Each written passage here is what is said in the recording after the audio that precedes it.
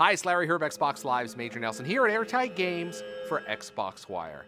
Now, it's always really exciting when you get your hands on a game for the very first time. Today, I got to do just that with Murdered Sole Suspect. Now, this is a detective thriller game where you play a detective that is killed and you have to solve your own murder from the afterlife. We got a chance to talk to the team. Let's take a look. I think Murdered Sole Suspect is a really original take on the concept of the true crime murder mystery. But in the case of our game, what if you died and now you had to solve your own murder?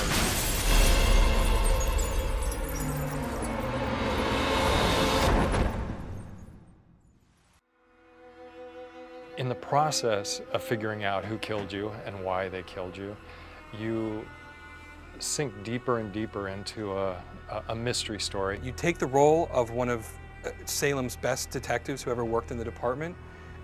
You take away all of his normal natural abilities and you give him these supernatural abilities, and you ask him to find ways to investigate crime scenes in completely new and original ways that only he as a ghost would be capable of.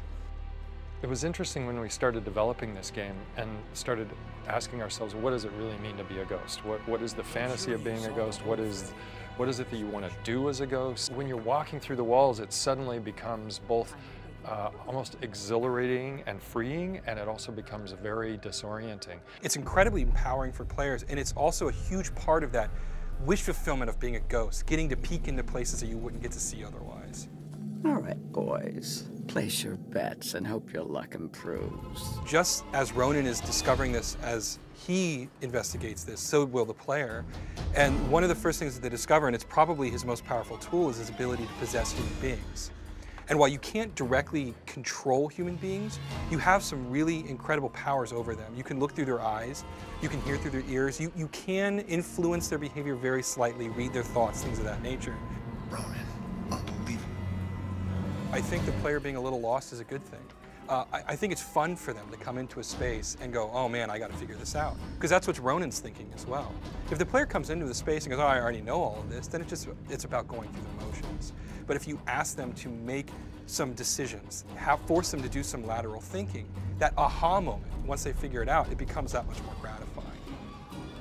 A lot of our prototyping was around how do you make it interesting for the player to do an investigation and come to those conclusions themselves, as opposed to just handing them the exact answer when you manage to gather, 4 different things that you needed. We have a mechanic in the game where you have to take complex thoughts and you have to organize them in a way that'll make sense to the character Ronan. Great example would be you need someone to think about something, or you need someone to move in a particular way, but you can't directly say, hey, move this. You have to basically put a thought into their head. So a witness in one of the crime scenes, she's too distraught to articulate what she saw to a police officer. But your own memory of a conversation that you overheard can be put into her head. And when you do that, it breaks free the data.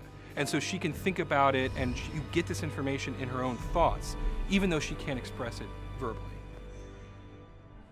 When we were brainstorming locations for the game, we first looked for places that had really deep supernatural history and lore behind them.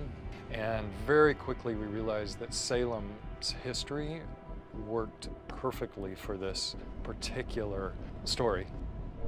And if the player takes the initiative, they're going to learn a lot about this really rich world that we've created. There's all kinds of different collectibles. There's simple things like just finding a plaque on a wall. There's more complex things where you have to piece together fragments of a memory to get a total ghost story. And there's actually full-on side quests, which are independent investigations that don't help Ronan solve his own mystery, but will help other ghosts move on. If a ghost or a specter has unfinished business, they become isolated in this location. And until they can discover what their unfinished business is and come to terms with that, they can't move on.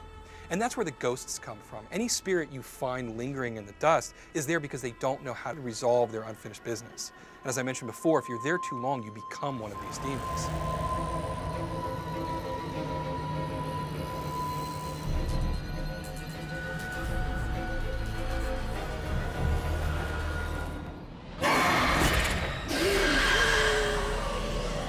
I think the thing that we're most personally proud of is creating this really rich, complex world.